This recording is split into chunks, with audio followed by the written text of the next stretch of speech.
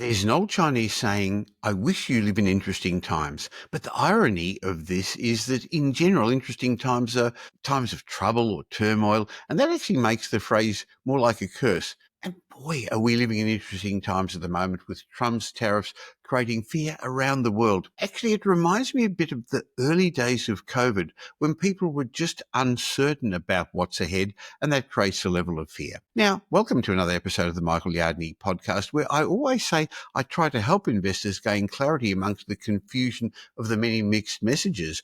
And that's what we're going to do today when I'm joined by independent financial advisor Pete Wargent in the monthly Big Picture podcast. Rather than get stuck in the detail, we're going to talk a bit about the big picture, including what all this means for our housing markets, our economy, for interest rates, and we're going to discuss a number of other topics that will be of interest if you're interested in property. So let's get on with today's show. Welcome to the Michael Yardney Podcast, where twice each week you will learn a number of new ideas regarding success, property investment and money in around 30 minutes. Our show is brought to you by Metropole, who specialise in helping you grow, protect and pass on your wealth through strategic property and wealth advice. Now here's your host, Michael Yardney, Australia's authority in wealth creation through property, who has been voted one of Australia's top 50 most influential thought leaders.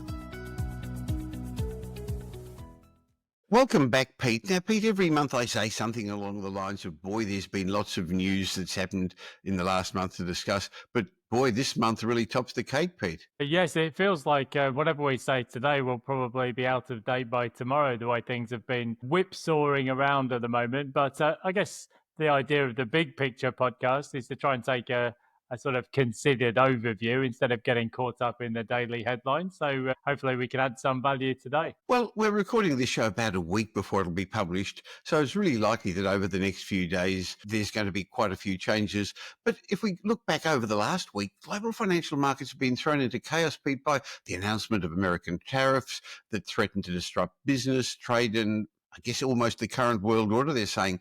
It made me think of the world's most prominent investor, Warren Buffett's line, be fearful when others are greedy and be greedy when others are fearful. Look, it's clear the stock markets are crashing around the world. I mean, it hasn't fallen yet into our economies. It's not affecting the economies or anyone's lives just yet. Fear is flowing through the system in the stock market. So, Pete, where are all the people who are going to be greedy when others are fearful? I guess it turns out that it's easier to talk about this and do it during calm seas than live by the quote during the storms. Well, yes, it's often said, isn't it, that people would love to see lower stock market prices, but then they're kind of envisioning a world where the stock market's gone down, but everything's perfectly serene in the world economy. And of course, that's not how it works. When the fear factor comes around, people are often too scared to pull the trigger. I think on the day of recording, Trump has proposed to pause the tariffs for 90 days, except for China. So we'll see a big snapback in the stock market today, no doubt. But I think actually overall, I mean, Australia is seen as something of a proxy for growth in the Chinese economy, because of course, most of our exports of things like iron ore, coking coal, metallurgical coal, natural gas, copper, gold, silver, it's all going to China. And so if China's got some issues arising from Trump's tariffs, that's going to have a knock-on impact to Australia. And we've seen that reflected in all kinds of things over the past couple of weeks. The Aussie dollar's lower, interest rate expectations, inflation expectations have all moved quite significantly lower, and government bond yields as well. So I think even though Trump may pause the tariffs for other countries, including Australia, because of the impact on China, it does have a knock-on impact to us here down under as well. Of course it does. And interestingly, over the last couple of weeks, it's flowed through to the expectation about interest rates. In February, the first interest rate cut in 5 years was welcome news for our housing market.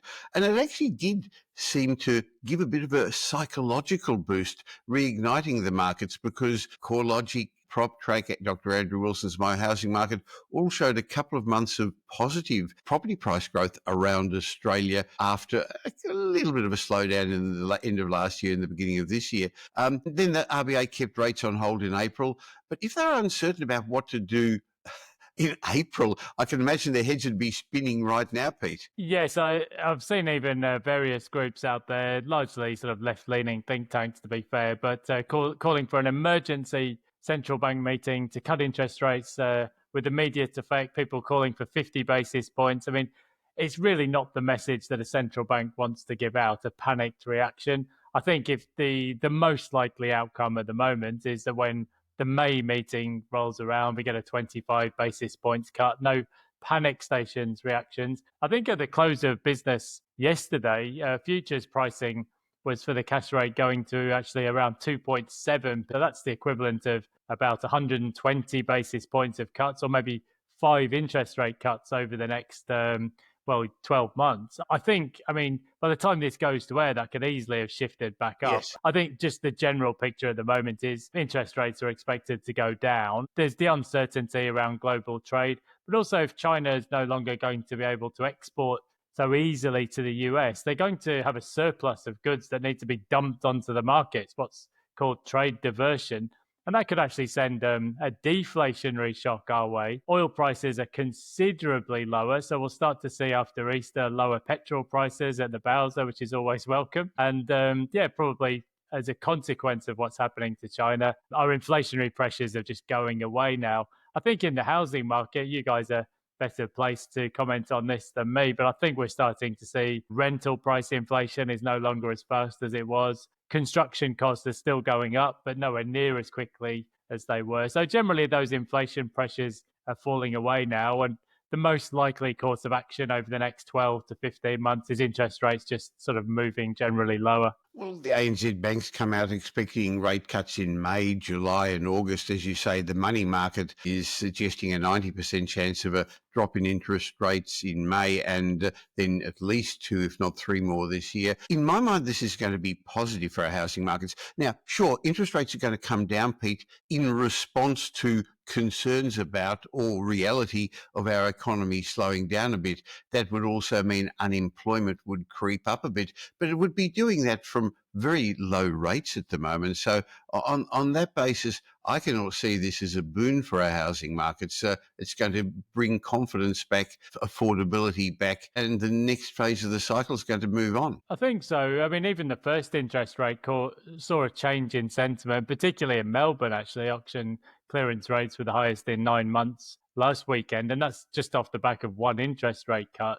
I think just to sort of back up the truck a little bit, just to talk about what is actually going on. I think if you think back to the Clinton years, we actually saw the US government was running surpluses, and there was a lot of talk back at the time of the merits of a balanced budget. We still try and talk about that in Australia, albeit not always successfully. But I think since the global financial crisis, when all the bailouts came after the collapse of Lehman Brothers, the US got into this situation where they were running big sort of $1 trillion deficits year after year. And then through COVID, I remember we've seen 2 trillion deficits, 3 trillion deficits, and sometimes say 5% of GDP. I guess everybody's got hooked on this massive fiscal deficit and stimulus. And what Trump is trying to do is trying to bring the budget back towards balance. And I suppose there's only really a couple of ways to do that. One is cutting spending, which they've been trying to do with the Department of Government Efficiency. Yes. We've seen how popular that's been with all the protests around Boston and everywhere else. And the other thing is to increase revenue. So that's what the tariffs are designed to do. If I could just explain, while tariffs are paid on imported goods from another country, what that really means is that those additional costs are passed on to the consumer also. So on the one hand, the government gets money, as you say, to try and balance the budget a little bit, but the consumer's paying for it. Some of it will presumably get passed on to consumers. And I think the other side to this equation, though, of course, is that the US has a $36 trillion national debt, which is an extraordinary sum.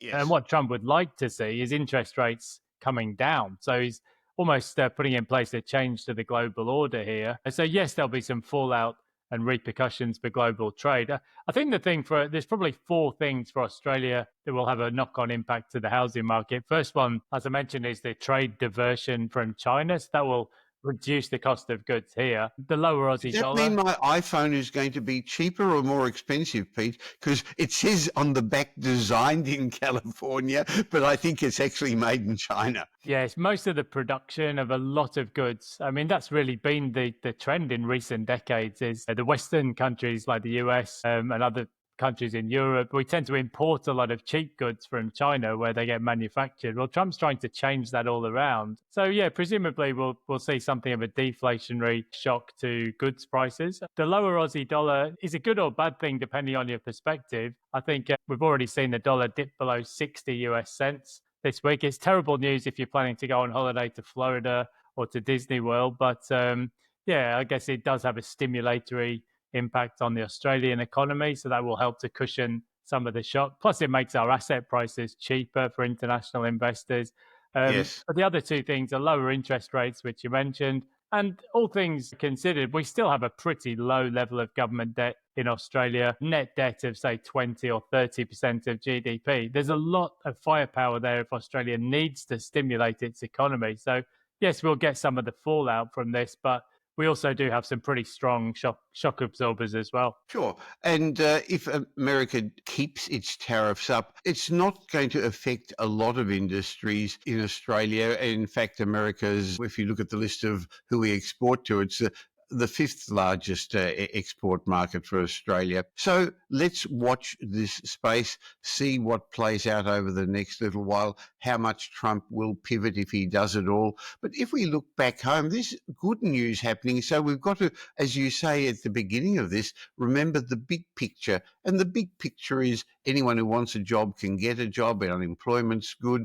And over the last little while, Australia's wealth has reached new highs. Now, I know some people are going to listen to that and say, hey, no, it's not. I'm having a cost of living crisis. I can't make ends meet. My insurance has gone up. My fuel costs have gone up. But the Australian Bureau of Statistics showed that Australian households reached unprecedented wealth levels. The average household wealth now surpassed $1.5 million, Pete. Yes, if you think about the household like a set of accounts, I think the P&L account has been under a bit of stress for a lot of households. So income and expenditure, because we found that real wages haven't really increased that much in recent years. Real incomes have actually been going backwards in a lot of cases. And also mortgage rates have been higher, hence the cost of living crisis. But if you were to look at the balance sheet, on the other hand, Australia's aggregate household wealth has increased to $17 trillion last year. So Yes. if you think about, there's just over, well, let's say there's 11.25 million households across the country now. That equates to an average or mean household wealth of over 1.5 million Aussie dollars, which is pretty remarkable, really. It's kind of tripled since the financial crisis. Look, people will always say, yes, a lot of that wealth is illiquid. It's tied up in the family home or in superannuation, and that is true. But on the other hand, I think people have often underestimated just the sheer power of the aggregate wealth across the country, which is why things like the stock markets and the property markets have continued to do pretty well. Yes, there's a disparity between the haves and the have-nots, but the good news is I think towards the end of 2024, people were starting to build up their deposits again. I think the cost of living relief helped to some degree. Incomes are on the way back up again, and that's helped too. And most people have a job still. The unemployment rate is still pretty low. So, yeah, of course, there's always good and bad aspects to these reports, but it's a pretty incredible result, really. Household wealth increased by another 6.6% in 2024 to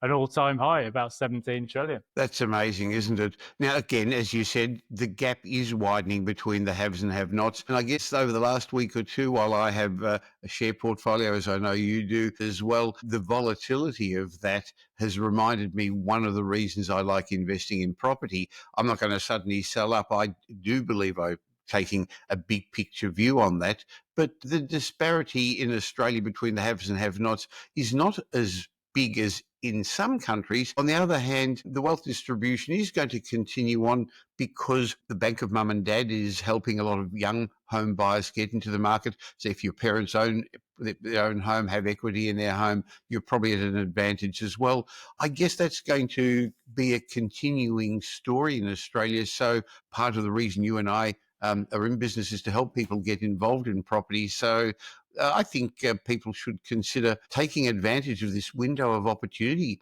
in the next couple of months before interest rates start falling, because the market's going to pick up again and all the fundamentals are still there. Strong population growth, even though that may lower a little bit, not enough housing supply, lower interest rates, Australians' desire to own a home, all the migrants who came a couple of years ago who have been renting and their aspiration is to buy a home, higher rents. The list goes on and on, Pete. It does, yeah. We've definitely got the housing shortage problem, and that's ongoing in Australia. I think, as you said, we do have a disparity. I think if you look at income inequality as measured by Gini coefficients and so on, it's not actually as broad as it is in a lot of other countries. I think the thing is, I was watching one of the leadership debates this week and the treasurer's debate against the shadow treasurer. And it's quite striking when you see some of the questions from the audience.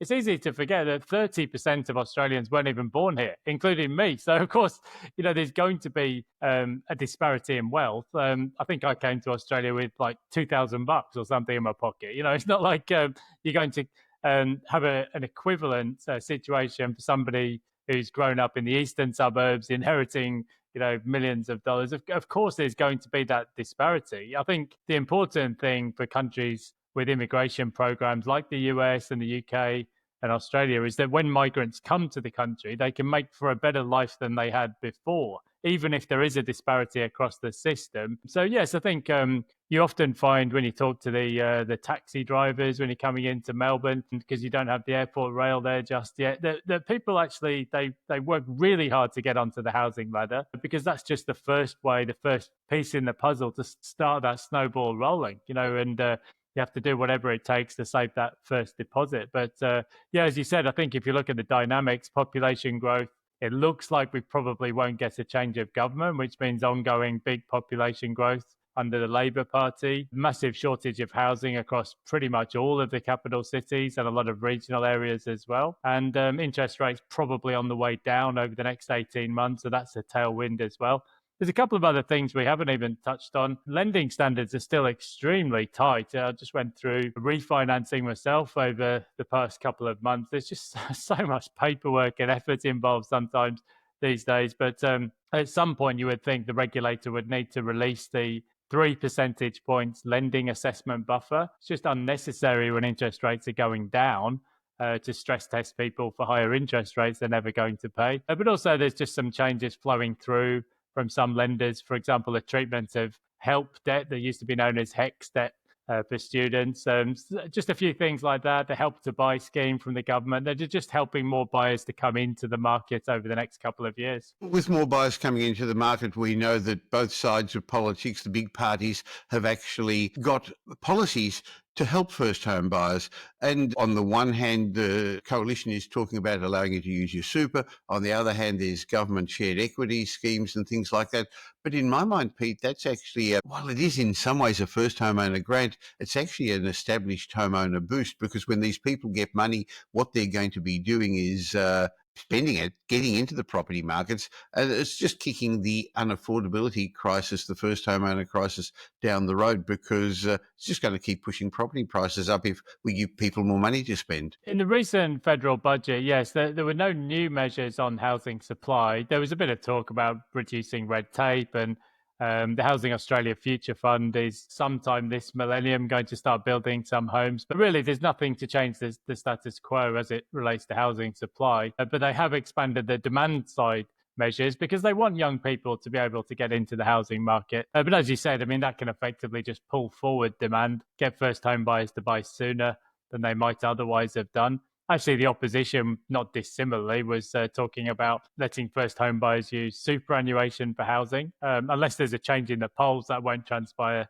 in this term anyway. But you can see on both sides of politics, they want young people to be stakeholders or owners in the economy, because then they feel like they're participating in that growing aggregate wealth. So it's definitely a political issue as much as a social one. Yeah, but look, it's still a few weeks out from the election and a bit can change. But at the moment anyway, the bookmakers seem to think the incumbent government gets a second term. And I think that's been the case, I think, since World War II. I think every government has got at least 2 cracks at the whip. So it looks like we may get the same this time too. Well, I guess one of the worst situations could be where a government is there in minority and has to partner with the independents or the Greens. Only in the last couple of days, the Greens have reiterated their policy about forcing. They've said to Anthony Albanese, he's going to have to play the game and listen to them if Albanese wants their assistance in getting some of his policies across.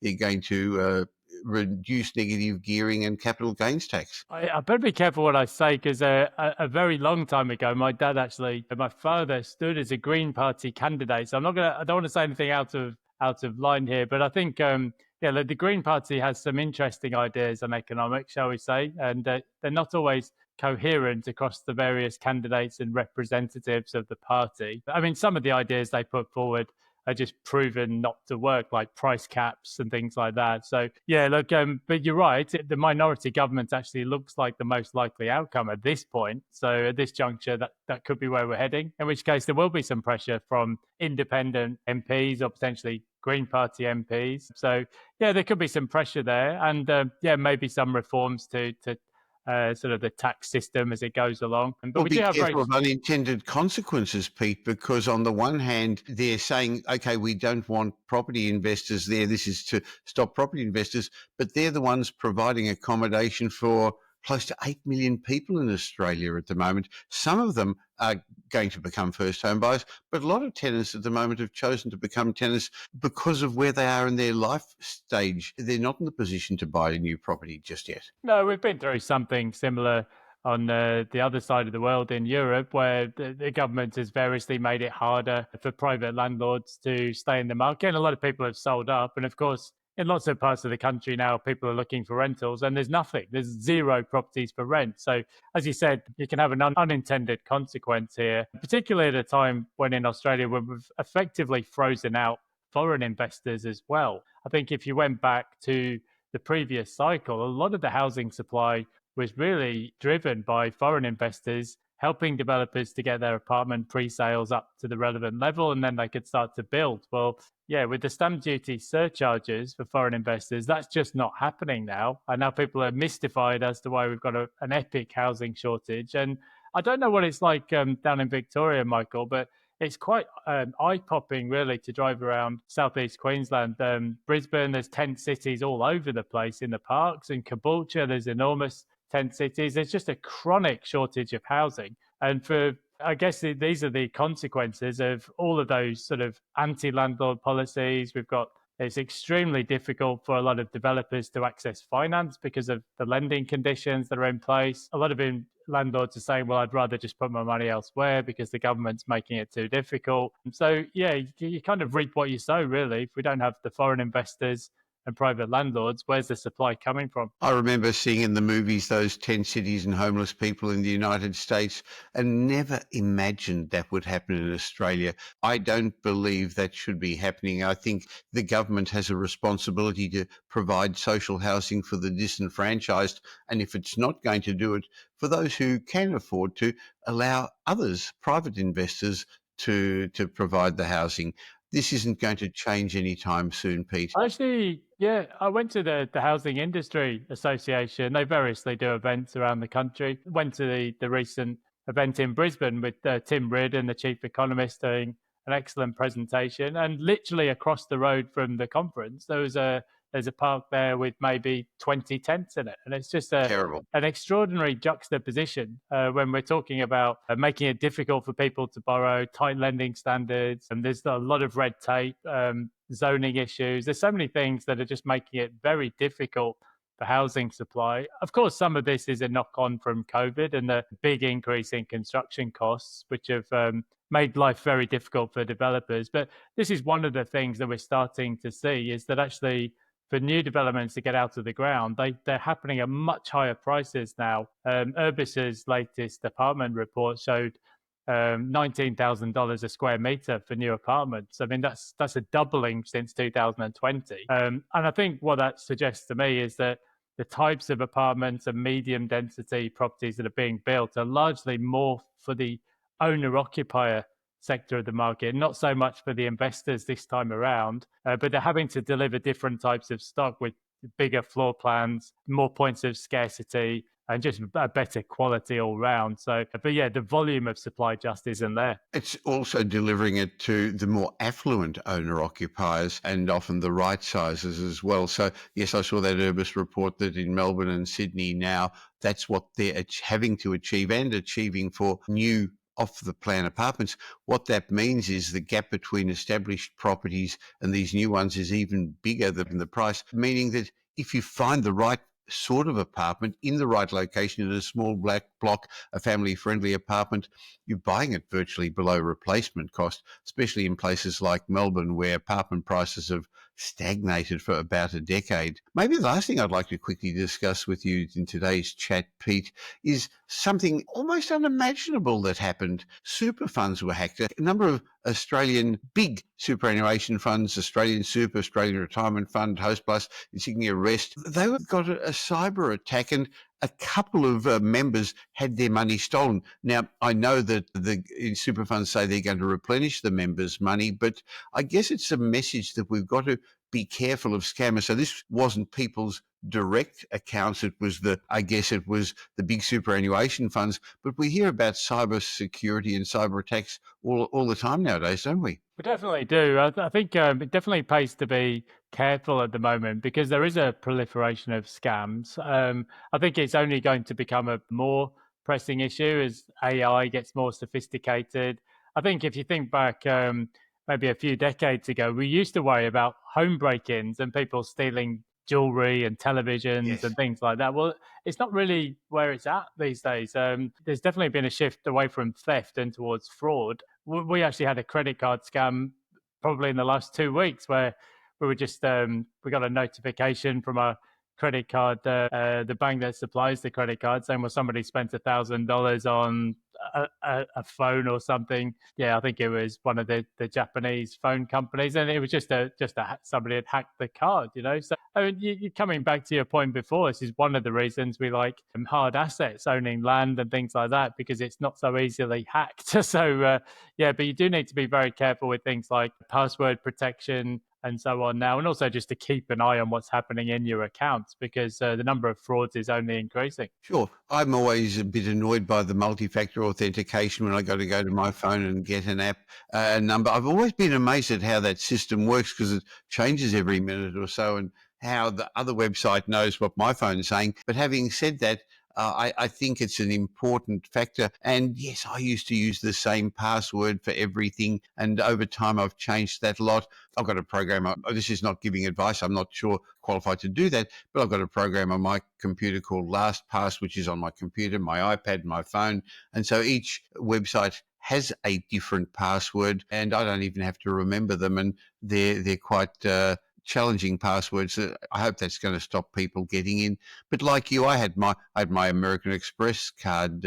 Somebody using it a year or two ago, they took a small amount, and when they got through, another slightly bigger amount, and then a bigger one again. So they know how to play the game. I do. I remember many years ago working for one of the big consulting firms, and they did a report on frauds and so on. But amusingly, they found internally something like a fifth of passwords were just 1, 2, 3, 4. You know, so sometimes it's do as we say, not as we do. But yeah, I think you're right. You do need to take care on things like that, and it applies to your stock market trading account as well, and all of those kinds of things. Same if you've got self-managed superannuation. I know a lot of your clients would have their money in property, but you still want to make sure you've got all of your passwords securely held. I did read some mathematics on how by adding capital letters and numbers and then another character, it becomes far, far more difficult to hack those passwords. Whereas if you've just got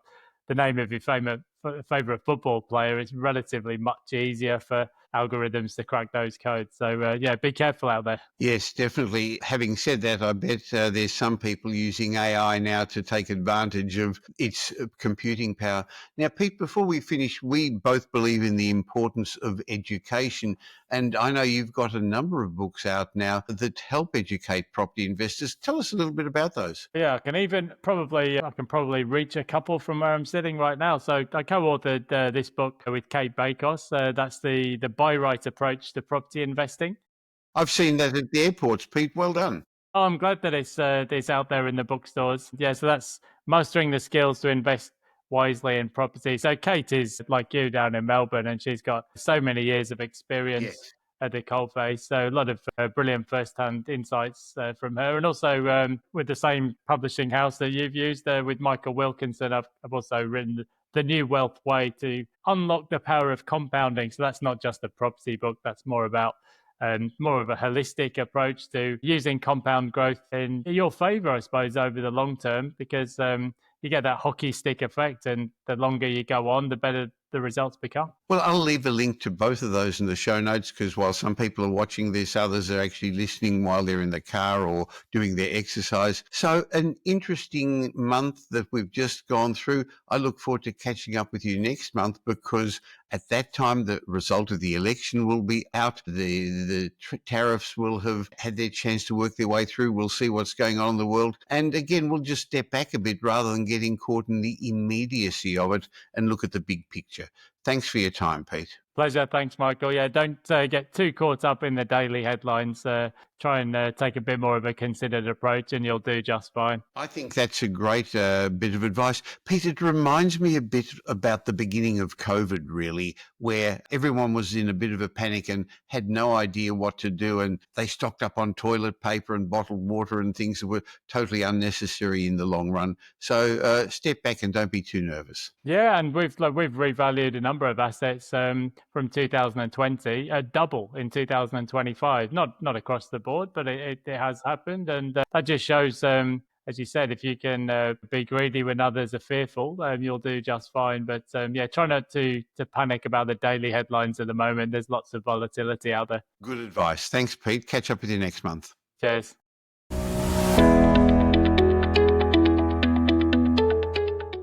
Well, as you could hear from my chat with Pete Wargent, our property markets are changing, our world is changing.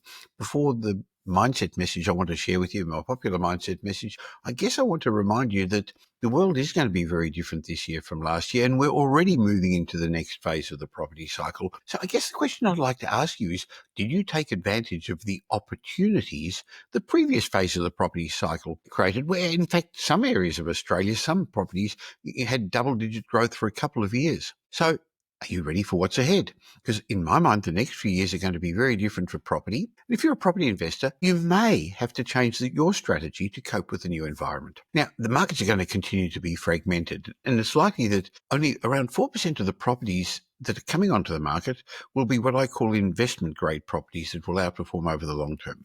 At this stage of the cycle, I think investors really should be looking at, I guess, undervalued markets with long-term growth potential rather than chasing frenzied hotspots like Perth or Adelaide or regional Queensland, which are probably near their peak. So let me help you. I think you should turn to the multi-award winning team at Metropole for independent, unbiased property and wealth advice, because we've got no properties for sale, and we're much more than just another buyer's agent. We help our clients safely grow into generational wealth through real estate by offering them strategic property and wealth advice. And we're big enough to tip the scales in your favour, but still small enough to care.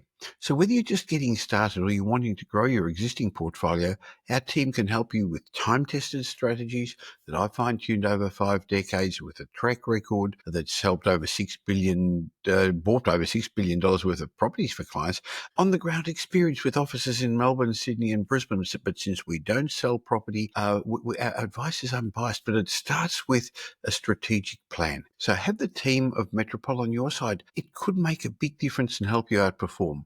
Why not have an obligation-free, complimentary chat? Go to wealthmetropole.com.au, metropole.com.au. I'll leave a link in the show notes.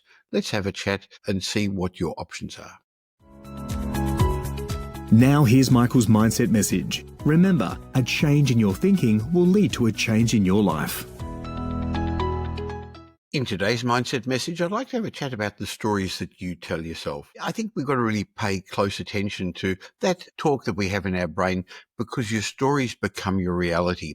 There's something called a narrative fallacy, which is a tendency to craft a story around data, evidence, and input. Look, basically our brains like to make sense of random chaos around us, so they provide stories to that structure. I guess it provides a sense of calm. Therefore, the original stories that we learn, and many of these we've learned as a child, often the ones that get preserved, and they become deeply entrenched. And then what happens is new information is massaged to fit that story or rejected if it doesn't fit it. Let me explain what I'm talking about.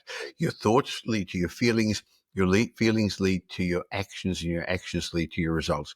So your thoughts are important, and we're all driving around with some empowering beliefs and some disempowering beliefs, with one foot on the accelerator and another on the brake holding us back. But your thoughts, beliefs, and actions all start to slowly fall in line with the stories that you tell yourself, to create confirmatory data to support it and avoid conflicting information that I guess may feel jarring. So the quality of your internal stories, that narrative in your brain, has a real tangible impact on your interaction with the external world. If you tell yourself you aren't capable of doing something, you won't try. If you tell yourself you aren't worthy of something, you won't reach for it. If you tell yourself you're a static entity, you won't try and grow. You won't keep growing. So be aware of the stories you tell yourself, these original stories. Think about it, because the ripple from these extends into all corners of your life. It's not the difficulty of achieving something that's going to stop you.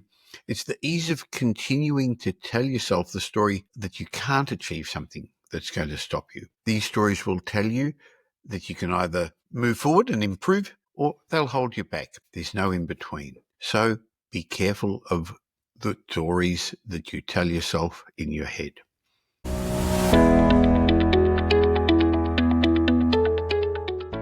Thank you for spending the last little while with me. I hope you got some benefit from this show.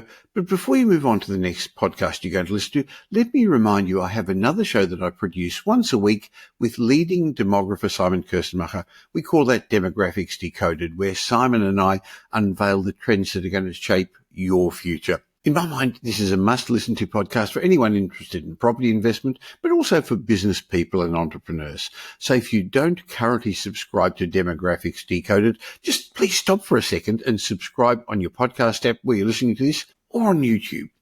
And of course, if you don't subscribe to this show, the Michael Yardney Podcast, why not click the link that says follow or subscribe wherever you're listening right now. So twice a week, you're going to get benefit from my guests and me. Oh, and I'd like to ask you a little favour, please. If you did enjoy today's show and you know somebody who would also benefit, please tell them about the Michael Yardney Podcast and Demographics Decoded. There's a share button on every podcast app. On Apple Podcast, there are 3 little buttons at the top of the player. Well, just tell them about it. Just have a chat with them.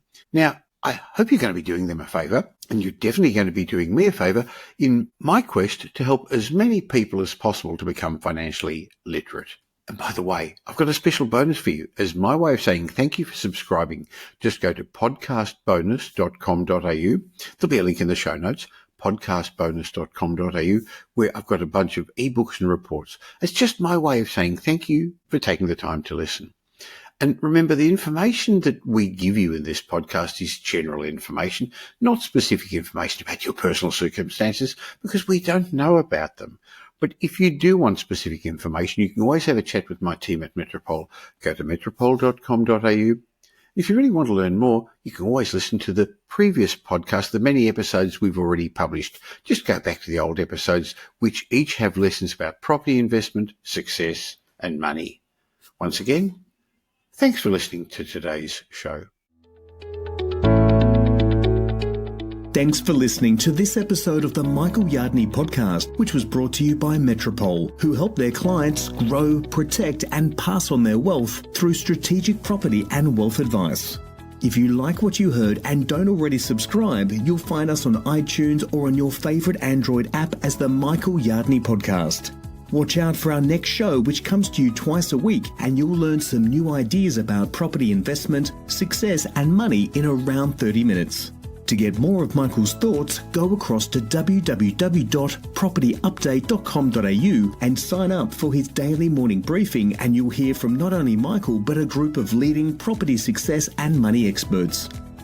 And just a reminder that the information you heard in this show today is general educational advice and not specific investment advice, as we don't know your personal circumstances. If you're looking for specific advice, why not ask the team at Metropole to help you?